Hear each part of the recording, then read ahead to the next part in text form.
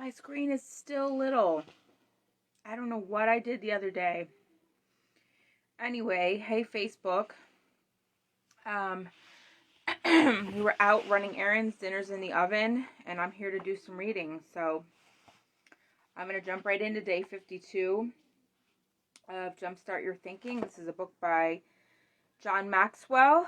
It's a 90-day improvement plan to improve your thinking because your thoughts create your reality. And so I believe that your beliefs and your thoughts create your reality. And so I always encourage people to do their own research and form their own beliefs. Your beliefs are so powerful that they literally create your reality. And so don't take my word for it. Do your own research.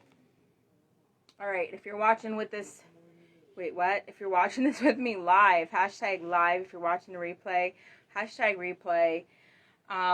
You can also catch all these videos on my YouTube if you're interested in going back and checking it out further. Conspiracy Realist Universe with a capital Y-O-U in universe, because not only is the universe are we in the universe, guys, but the universe is inside each and every single one of us. As within, so without. So hello everybody. Happy Sunday. I'm going to jump right into the reading because dinner's in the oven. I want to get as much done here as I can. So day 52 of Jumpstart Your Thinking, a 90-day improvement plan. Strategy is first trying to understand where you sit in today's world. Not where you wish you were or where you hoped you would be, but where you are. Then it's trying to understand where you want to be 5 years out, or even a year from now. Where do you want to be, right? Finally, it's assessing the realistic chances of getting from here to there. You have to think realistically. You need a plan, right? So to release the power of strategic thinking, here are 2 guidelines to help you formulate and implement plans that will achieve the desired objective. Identify the real issues and objectives. I don't know why I can't say that freaking word. Objectives. Too many people rush to solutions, and as a result, they end up solving the wrong problem. You avoid that by asking probing questions in an effort to expose the real issues. Begin by asking, what else could be the real issue? Challenge all of your assumptions. Collect information even after you think you've identified the issue. Don't jump to a conclusion before you gather enough information to begin identifying the real issue. Review your resources. A strategy that doesn't take into account resources is doomed to failure. How much time and money do you have? What kinds of materials, supplies, inventory, or other assets do you have? What liabilities or obligations will come into play, and which people on the team can make an impact? Figure out what resources you have at your disposal. Kitty. What is that cat doing in the bathroom? Oh my goodness. Continuing with yesterday's thinking about a major objective for which you are currently planning. So is there something a goal that you want to reach, right? Something that you have planned right now. Identify and write down the real issues and objectives. Then write a review of your resources.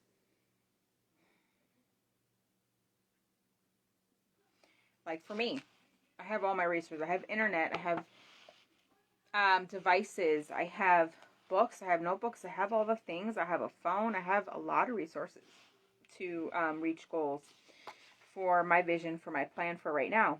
So, all right. I'm going to jump into chapter 9, which is super duper long. Limitless Thinking. This is a book. Upgrade your brain, learn anything faster, and unlock your exceptional life. By Jim Quick. He's a brain coach. He was labeled the boy with the broken brain when he was little, and now he's a brain coach. Totally awesome. Just shows us the power of our limitless minds and what they're capable of if we're actually taught how to learn, right? We're not taught how to learn. Everybody's given one set way of learning, and they're labeled stupid or dumb if they don't get it, but not everybody's the same. So hi, Jen. Hello. How's it going? All right, so this chapter is really long. I'm going to see what I can get through because dinner's in the oven. Got a chicken and some baked potatoes in there. So, and then we're going to put some broccoli on the potatoes and all kinds of good stuff. So, small, simple steps. Chapter 9, right? Compound effect. Small steps. Small, consistent daily actions add up to big results. We first make our habits, and then our habits make us. What is the smallest simple step I can take now? A lot of times you look at the big picture, you get overwhelmed, right? Little by little, baby steps, okay? How do we start good habits or end bad ones? What daily routine will help me become limitless? You got to get a good morning routine going to really, your morning sets the tone for your entire day, right? A lot of people just wake up and throw themselves aimlessly into the drama of the world and plug into TV and into phones and don't take time in the morning to like relax, meditate. Hey, Holly, I'll see you in a couple days. Hopefully you'll be off of freaking lockdown. You've been gone for so long. But all right, here we go. You have a reason or a purpose to do something. You have the necessary energy to do it. So what is missing? A small, simple step, S3, the tiniest action you can take to get you closer to your goal. One that requires minimal effort or energy. Over time, these become habits, and you just do them on autopilot, right? So you're reprogramming your subconscious mind with new habits. You get into doing those habits, and those habits consistently are adding up to huge results. And when you can get your subconscious mind, when you can switch those habits on a subconscious level and start living your life on purpose, magic happens, right? So they become habits, and that's the reason I've filled this book with small, simple steps called quick starts. Back in the 1920s, a Russian psychologist, Bluma Zygarnik, was sitting in a I can't read today, guys. In a Viennese? Wait, I don't know that word. Viennese. It's not Vietnamese, it just says Viennese restaurant, where she noticed that the waiters swirling around her in the busy eatery were highly efficient at remembering customers' orders while they were in process, but tended to forget who had what as soon as the orders filled. Intrigued by this, she ran a study where she had people perform simple tasks while they were sometimes interrupted. Afterward, she queried participants about which tasks they remembered and which they did not, finding that those who'd been interrupted were twice as likely to remember the things they'd been doing when they'd been interrupted. You usually forget what you're doing when you get interrupted. But let's continue. Then the things they'd been able to complete without interruption. She came to the conclusion, subsequently known as the Zygarnik effect, that uncompleted tasks created a level of tension that keeps that task at the front of our minds until it is completed. So in all likelihood, you're familiar with this tension from your experience and procrastination. When you have something you know you need to do and you keep putting it off, it weighs on you, even making it more difficult to do anything else. Well, as long as this task goes uncompleted, right? Yeah, it's true. And you have something that you're putting off and you know you feel so much better when you just get it done. What you need to do seems hard, or it seems like less fun than the other things you could be doing, or it seems like less fun than the other things you could be doing. I just said that. Or it's going to be uncomfortable, or you've simply convinced yourself that you have plenty of time to get to it later, and then before you know it, a month passes, right? We still struggle to complete tasks when we clear on our vision for our lives and know who we want to become. We still struggle to complete tasks when we are clear on our vision for our lives and know who we want to become. Yeah. Why is it still so hard to act even when we have sustained motivation? Yeah, why? Please tell me. One of the most significant reasons that people fail to act is that they feel overwhelmed by what we need to do. A project or a chore might seem so big and time consuming that you can't imagine how you're ever going to get it done. We look at the project in its entirety and immediately feel that the task at hand is too big. That's what I just said. You're looking at the big picture, like, oh my God, I need to get all this done, and then you don't even start, right? Oh, those who worry about doing too much often do too little. Great quote that I got on a fortune cookie one time. Those who are afraid of doing too much often do too little. You're looking at the big picture and you get overwhelmed and you don't do anything. Then you just, right? Instead of just taking small little consistent baby steps that will add up to big results, right? What you do every day, your daily choices, they have a compound effect, okay? So you can eat poorly for, a portion and a few days, a few weeks, and it might not add up, but after a few months and years, like, your health is going to be affected. Your weight's going to be affected, right? It's the compound effect. Small daily choices. Consistency is key. So, where was I? In all likelihood, no, where was I? Completely went off derailed there. In all likelihood, you're familiar with this tension from your experience with procrastination. When you have something you know you need to do, you keep putting it off. Like I said, it seems hard, and so you don't do it.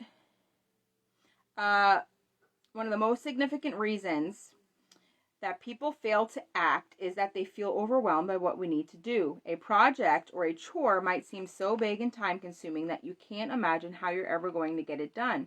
We look at the project in its entirety and immediately feel the task at hand is too big. We shut down and we put it off. Incomplete tasks and procrastinating often lead to frequent and unhelpful thought patterns, says psychologist Hadassah Lipsink. These thoughts can impact on sleep, trigger anxiety symptoms, and further impact on a person's mental and emotional resources. So be kind to yourself. If you struggle to get something done with some amount of regularity, there's a good chance that you feel guilty about this and you beat yourself up over it. It's likely you give yourself a much harder time about it than is helpful. We already know that unfinished tasks create tension in your brain. If you layer guilt and shame on top of this, you're making it even harder to get the task done and you're making yourself miserable. Yeah. Feeling guilty when you're away from work, when you aren't in a position to do anything about it, is not helpful. Yeah, like, your feelings are your emotional guidance system, or your emotions are your internal guidance system. You know what you're manifesting in your life, what you're attracting into your life by how you feel. If you feel shitty, you're going to attract shitty things into your life, right? So do more of what makes you happy. Strive to be in a higher vibrational state at all times. Like, don't force yourself to do something that you don't want to do, and because you got to take inspired action as well from a place of flow. But be kind to yourself. Feeling guilty when you're away from work, when you aren't in a position to do anything about it, is not helpful, and it can be painful, writes Dr. Art Markham, a professor of psychology and marketing at University of Texas, Austin. It will make you feel worse about your job in general and spoil time that you could be spending with friends, family, or engaging in enjoyable activity, right? Yeah. Shame, though, is a different story. There is evidence that people will explicitly procrastinate to avoid shame. Feeling shame about work you have not completed is likely to make the problem worse, not better. Making it an emotion that is almost never, Not better, making it an emotion that is almost never helpful. Feeling bad about your lack of progress is likely to make it more difficult for you to stop procrastinating. So give yourself a break. Beating yourself up isn't going to improve anything, and since you're reading this book now, you're already taking steps to avoid procrastinating in the future. In my experience, the best way to deal with this is to find a way to break the task into bite-sized pieces, which leads to habits that lead toward success, right? Circling back to Zeigarnik effect, every time you complete one of these smaller tasks, you get to take the weight off of your mind. As each of these subtasks is finished, you're that much closer to completing the task overall. So take baby steps. Podcast guest Dr. BJ Fogg, the founder and director of the Behavior Design Lab at Stanford University and the author of Tiny Habits, has been studying human behavior for more than 2 decades. What he's learned is that only 3 things can change a person's behavior long term. One is to have an epitome, which very few people can summon on demand. Another is to change your environment, which is possible for nearly everyone, but not necessarily feasible at any given time. The third is, as Dr. Fogg puts it, take baby steps. I like the way this story illustrates the principles of small, simple steps. A king was watching a great magician perform his act. The crowd was enthralled, and so was the king. At the end, the audience roared with approval, and the king said, "What a gift this man has, God-given talent." But a wise counselor said to the king, "My lord, genius is made, not born." No. Genius. This magician's skill is the result of discipline and practice. These talents have been learned and owned over time with determination and discipline. The king was troubled by this message. The counselor's challenge had spoiled his pleasure in the magician's arts. Limited and spiteful man, how dare you criticize a true genius? As I said, you either have it or you don't, and you most certainly don't. The king turned to his bodyguard and said, "Throw this man into the deepest dungeon." And he added, for the counselor's benefit, so you won't be lonely, you can have 2 of your kind to keep you company. You shall have 2 piglets as cellmates. From the very first day of his imprisonment, the wise counselor practiced running up the steps of the cell to the prison door, carrying in each hand a piglet. Like baby pigs? Like what? As the days turned into weeks, the weeks into months, the piglets steadily grew into sturdy boars. And with every day of practice, the wise counselor increased his power and strength. He was carrying them up and down the steps. One day, the king remembered the wise counselor and was curious to see how imprisonment had humbled him. He had the wise counselor summoned. When the prisoner appeared, he was a man of powerful physique, carrying a boar on each arm. The king exclaimed, "What a gift this man has, a God-given talent." The wise counselor replied, "My lord, genius is made, not born. My skill is the result of discipline and practice. These talents have been learned and owned over time with discipline and determination." One of the only things that is likely to change your behavior is to make incremental progress. You really don't want to make dinner. Make something simple for your family to snack on while you cook dinner later.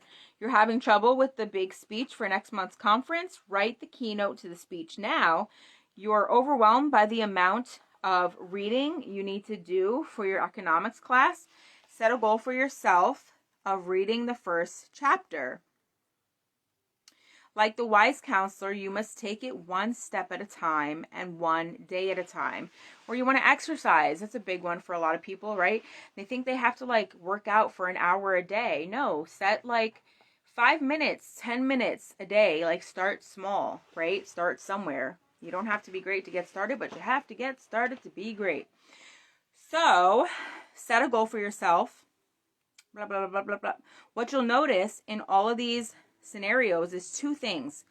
One is that they present you with something achievable, a win on the way to reaching the championship of getting this job done. The other is that they all put you in the situation where you're likely to get even more accomplished. You're already in the kitchen now, so you might as well finish making dinner. You've gotten through the keynote and you're on a roll, so maybe it makes sense to draft some more pages. The first chapter of your economics test wasn't nearly as dry as it seemed from the outside, and you already have the book open. You can handle a few more chapters. Or like these chapters, they're so dang long, and I jump into it and I'm like, oh my god. And then there's still like a lot left to this freaking chapter. But we're getting through this book like really fast, and this is really, I want to get through this chapter because guess what chapter 10 is? Flow. Chapter 10 is flow. So, let's continue. See what, Dad, can you check the chicken? We have a chicken in the oven, so yeah. Yeah, thanks. All right, where was I? The king turned. We already did that part. Incremental progress.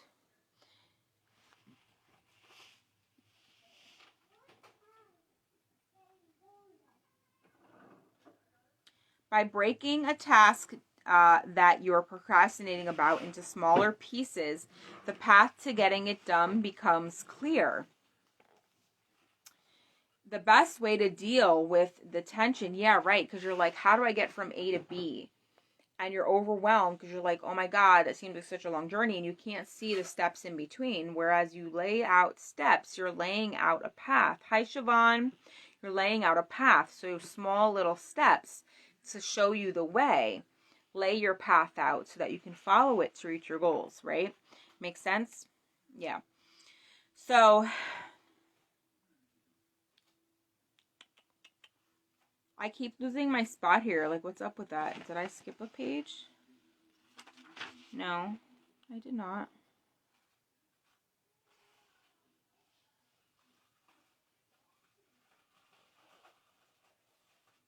Okay.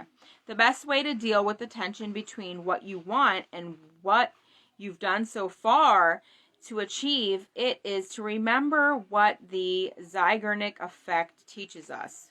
Can you please remind us? Because you're not going to be able to ease your mind about this task until you complete it. That's what I just said, right? Yeah, like we procrastinate. And it's like, oh my god, I got to get X, Y, Z done. Well, first of all, write it out. Write a list. Like, please, write down what you need to do, your priorities, and give yourself a visual. And when you're taking it out of your mind and putting it onto paper, you're making it real, right? Like, set real goals, real achievable, smart goals, specific, measurable, actionable, realistic, and timeable. I believe it is. Smart goals. Okay, guys? So don't overwhelm yourself. Small little baby steps. Get yourself moving toward completion. Start somewhere, anywhere. Even if you don't have the energy or the motivation to get the entire thing done, get started on getting it done. You'll be thankful for the relief. Yeah. So that task that you've been putting off, just freaking do it. Just do it, guys. Think about an important task you've been putting off. What is it? How can you break it down into simpler steps that you can do each day? So what have you been putting off, guys? Break it down into small steps. Message me. We'll work it out together. On autopilot, small, simple steps repeated lead to habits. Our habits are a core part of who we are. Various studies have shown that somewhere between 40 to 50% of what we do every day is the product of a habit. That means that half of our lives is governed by what scientists term automaticity. The percentage might sound high to you. It certainly did to me the first time I heard it. But consider how many things you do every day without really thinking. Yeah, 95% of what we do is off of subconscious programming. I'm doing other things. I need to go back and take note on this. Wait, what? Oh, you're doing, while you're listening to it and like doing other stuff? Yeah. No, it's just breaking this down into steps. Like we put things off, right? And we procrastinate, and then you look back and you're like, holy shit, a whole month has passed or something, and you're like, and you're not any closer to your goal. So you must take those small daily steps consistently and make them a habit, right? And then they just become automatic. And then you're in flow. You're on autopilot to your dreams. Easy peasy lemon squeezy.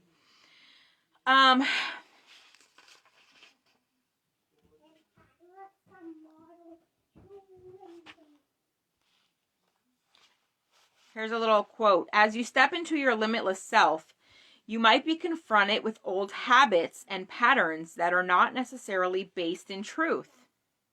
These old ways of being show up because you have repeated many of them thousands of times. 95% of what we do is subconscious programming.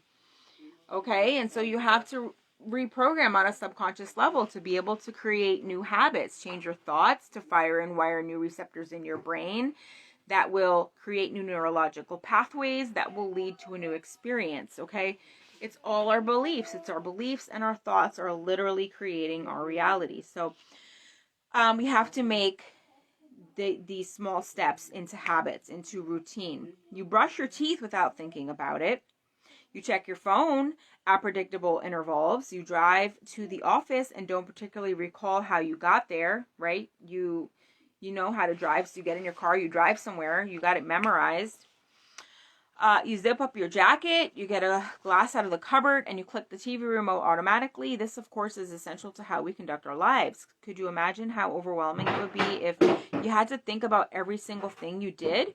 Imagine if you had to think about things like breathing and blinking your eyes and swallowing and stuff. Those are all things that divine creator, God, source, universe, like, automatically does for us, right? It's just amazing. So amazing. This, of course, is essential for how you conduct your life. Could you imagine how overwhelming it would be if you had to think about every single thing you did? If even brushing your teeth required some conscious level of calculation, you'd be exhausted by 10 in the morning. Without habit loops, our brains would shut down, overwhelmed by the minutia of daily life, writes Charles Duhigg in his best-selling book, The Power of Habit. People whose basal ganglia are damaged by injury or disease often become mentally paralyzed. They have trouble performing basic activities such as opening a door or deciding what to eat. They lose the ability to ignore insufficient details. One study, for example, found that patients with basal ganglia injuries couldn't recognize facial expressions including fear and disgust because they were permanently or perpetually uncertain about which part of the face to focus on. James Clear, author of the best-selling book Atomic Habits. I've read Atomic Habits. That's a good book. If you guys want to check that out. Says the habits you repeat or don't repeat every day largely determine your health, wealth, and happiness. Knowing how to change your habits means knowing how to confidently own and manage your days. Focus on the behaviors that have the highest impact and reverse engineer the life you want. Okay? All habits serve you in some way, Clear told me. As you go through life, you face a variety of problems. You need to tie your shoe. Your brain is automating the solution to that problem. That's what a habit is. It's the solution to a reoccurring problem that you face throughout life. One that you've employed so many times that you can do it without thinking. If the solution doesn't work anymore, your brain will update it. So Clear identifies the habit loop as having 4 components: a cue, a craving, a response, and a reward. I remember that kind of, sort of. I read Atomic Habits, it's probably like a year ago now that I read it. So, wait, where were we here? All right, so the components are the cue, craving, response, and reward. So using the example of turning on a light when you enter a room, the cue is walking into the room and finding it dark. Okay? The craving is feeling that there would be value in the room not being dark. The response is flipping on the light switch, and the reward is that the room is no longer dark. So you can apply this loop to any of your habits, such as getting your mail when you come home from work. The cue is reaching your driveway or front door at the end of the day. The craving is hoping there's something in the mailbox. The response is going to the mailbox to find out, and the reward is getting the mail out of your mailbox. Yay! I'm so happy that I got my mail out of my mailbox. No. You probably didn't think about any of this until you actually had the mail in your hands. It becomes a habit, right? Every day you get home from work, you go, you get the mail, right? And so we can apply that to any habit so that it just becomes a daily habit. Consistency is key, guys. So we got to make the daily activities that are leading us, bringing us to our goals, we must make them habits. Getting online and doing your stories, posting daily, engaging daily. If you have businesses online, these are some things that you need to be doing daily, right? Creating habits to automate essential parts of our lives is a fundamental streamlining technique that we do largely unconsciously, often to our benefit. Of course, we also automate all kinds of things that we'd probably be better off not turning into habits. I'm sure you know some version of this. Perhaps a cue is walking past your kitchen pantry. The craving comes from the knowledge that your favorite chips are in the pantry and your innate desire to eat them. The response is that you go into the pantry, open the bag of chips, and take out a big handful. And the reward is crunchy, salty, fatty deliciousness that doesn't benefit your health in any way. Our negative habits operate with the same level of automaticity as our healthy ones. So those chips are in your stomach before you've even had the opportunity to register that you are stuffing them in your mouth. It's just a habit. But you can switch that, and you can make it a habit to, instead of grabbing chips, grab an apple, right? Grab a healthy snack. So you can switch and change habits in any area of your life. Now, because you're in the process of becoming limitless, you know that perpetuating negative behavior is a drain on your superpowers. So how do you break bad habits? And just as importantly, how do you create new habits that will help you? Okay, getting in the habit.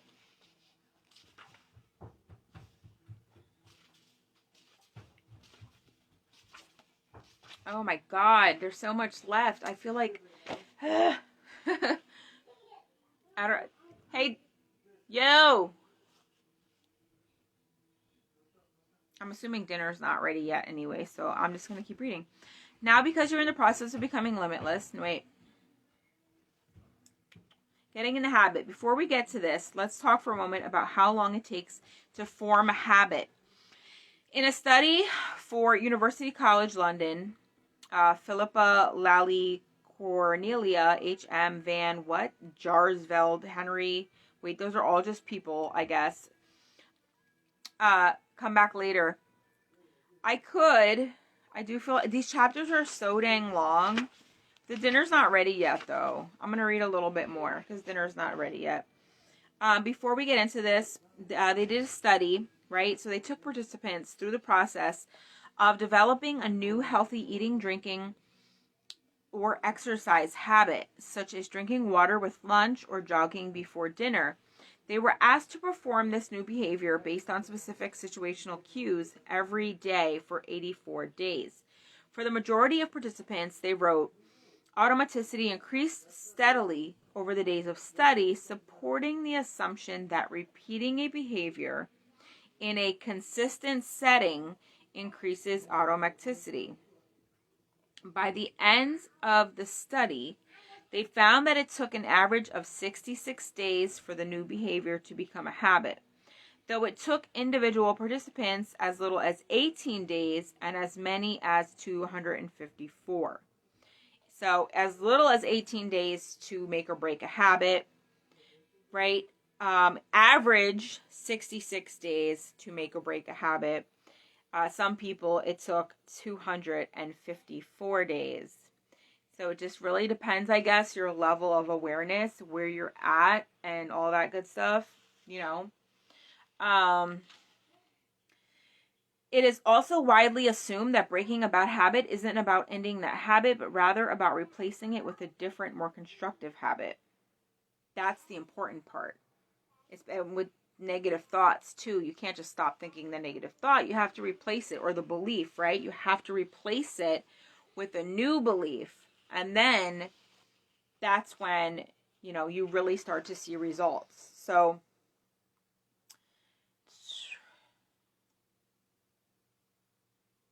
where was I? It's much easier to start doing something new than to stop doing something habitual without a replacement behavior. That's one reason why smoking cessation aids, such as nicotine gum or inhalers, tend to be more effective than the nicotine patch. So if the process of starting a new habit, such as setting aside time to read every day, is fundamentally the same as the process of ending a negative habit, such as grabbing those chips every time you pass the pantry, how does it work? As with so many of the things we've discussed in this book, motivation plays a key role, speaking specifically about the effort to break habits. Dr. Thomas G. Plant, adjunct clinical professor of the Department of Psychiatry and Behavioral Sciences at Stanford,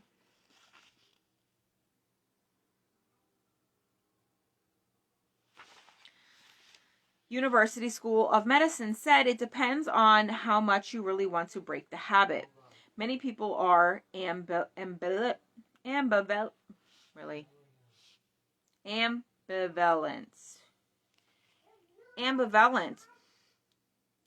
Hey, is the food almost done? No? Okay. They want to lose weight. They like the foods they eat. Oh, they want to lose weight, but they like the foods they eat. They want to reduce their alcohol consumption, but love their happy hour. They want to stop picking their nails, but it reduces stress for them. You have to replace it with something. So one important issue is how strongly you really want to break the habit in question. Second, how established is the problem habit? It is easier to break a new habit than an old one. Third, so how long have you had this habit, right? That plays a factor in it. Third, what are the consequences of not breaking the habit? Will a partner leave you? Will you lose a job? Will you get sick? Will something really bad happen if you don't change? Dr. B.J. Fogg created the Fogg behavior model to identify the circumstances that needed to be present for behavior change to occur.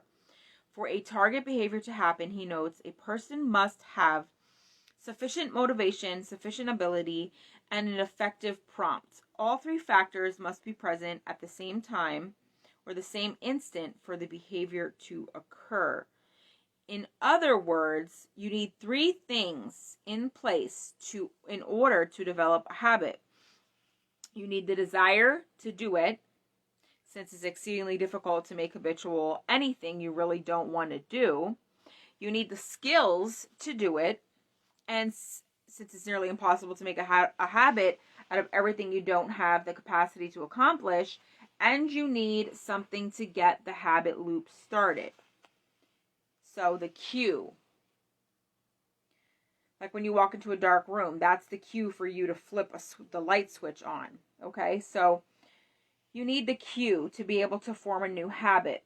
Motivation. We've talked about motivation already, but it's worth revisiting the subject here to see it from Fogg's perspective. Fogg identifies 3 key motivators. Motivators could be pleasure or pain. This is the most immediate motivator. In this case, the behavior has a nearly immediate payoff. Positive or negative. I believe pleasure pain is a primitive response, says Fogg, and it functions adaptively in hunger, sex, and other activities related to self-preservation and propagation of our genes. Hope and fear. Unlike the immediacy of the previous motivator, this one is all about anticipation. When you're hopeful, you're anticipating something good happening. When you're fearful, you're anticipating the opposite. This dimension is at times more powerful than pleasure and pain, as is evident in everyday behavior. Fogg notes, for example, in some situations, people will accept pain, a flu shot, in order to overcome fear, anticipation of getting the flu. Okay, people will take a flu shot. Okay, what did he just say? So in some situations, people will accept pain, getting a flu shot, the pain of the shot, in order to overcome the fear or anticipation of getting the flu. Well, y'all know my point of view on that. Vaccines are poison, and I'm not scared of the dang flu. So, yeah. 3, social acceptance or rejection. Humans have always desired to be accepted by their peers, dating back to the time when being ostracized could mean a death sentence, and this remains an extremely strong motivator. The power of social motivation is likely hardwired into us and perhaps all other creatures that historically depend on living in groups to survive. Ability. Fogg equates ability with simplicity, noting that when something is simple for us, we are considerably more likely to do it. He defines 6 categories of simplicity. Time. We only perceive something to be simple if we have the time available to perform the function. Time is a big one in this 3D, third dimension, linear time and space, and we feel it's a construct, right? And we are subject to those rules of time here in this physical world. We have things that we have to do at certain times. You got to be there. You got to get it done, right? 2 is money. Similarly, if something stretches our financial resources, we do not consider it simple. Well, that's why abundance is our birthright, and money flows into my life abundantly and effortlessly, because it shouldn't even be ever a problem with money in anybody's life. And so many people struggle financially, and it's absolutely freaking ridiculous, because lack is literally...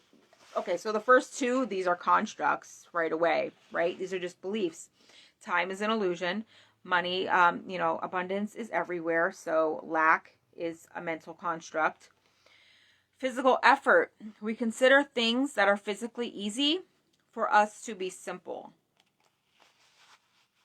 It doesn't take a whole lot of effort to really build a business from home and create time and financial freedom, so that knocks out the first 3 right there. It really doesn't take a whole lot of effort. Brain cycles. Simple things don't tax our thinking. I want to just go back to that for a second. It doesn't take a lot of effort at all. It's your beliefs. It's your beliefs and your thoughts, and that's all that it is. 4, brain cycles. Simple things don't tax our thinking, and we shy away from things that require us to think too hard. Brain cycles. Simple things don't task our thinking, and we shy away from things that require us to think too hard. I like thinking. I don't know. Most people don't like to think for themselves. This is true. So, 5, social deviance. This goes back to the acceptance motivation. A simple act fits into societal norms. A simple act fits into societal norms. And then non-routine. How far something is out of one's personal routine will define its level of simplicity. How far something is out of one's normal routine will define its level of simplicity. Like once it becomes part of your routine and it's a habit, it's just going to be easy because you're going to be doing it on autopilot, right? So prompts. Finally, Fogg notes 3 types of prompts. Spark. A spark is a type of prompt that immediately leads to a form of motivation. For example, if your opening an email leads to a level of fear over what you might find there, you are likely to adopt a habit that will change that fear. Felicitator. This type of prompt works when motivation is high, but ability is low. For example, if you want to use a certain kind of software on your computer, but you are tech averse, I took a tool that makes that software easier for you to use is likely to cause you to adopt this behavior. Wait, what? I do not know. Signal. In some cases, you'll have both high motivation and high ability. The only thing you need to make a behavior a habit is some kind of a reminder or signal. If you love making brain smoothies, all you need to do is walk into your kitchen in the morning and see the blender, and that will prompt you to make one. Okay, so you need we need signals and cues, and then you take the action and you get the reward. And this is how we create habits. So can you identify the habits that you want to break? What is that one habit that's holding you back from doing other important things in your day? Write it down here and then identify the prompts that trigger you to perform that habit. So identify the habits you want to break. Okay? What habits are no longer serving you? What do you want to get rid of? Creating a new habit.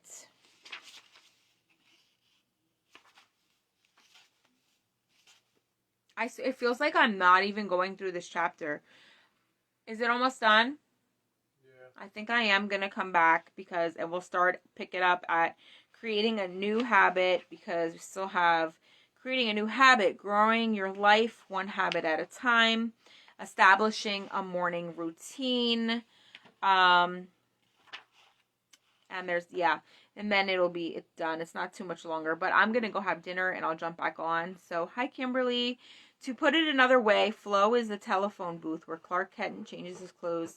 The place from where Superman emerges is what? I just want to get through this. So after dinner, I'll hop back on to finish this because tomorrow's chapter 10, Flow. And I'm eager to get to that. So I'm going to go have dinner. I'll be back, guys. Truth, love, and lights. Happy Sunday and namaste. Bye.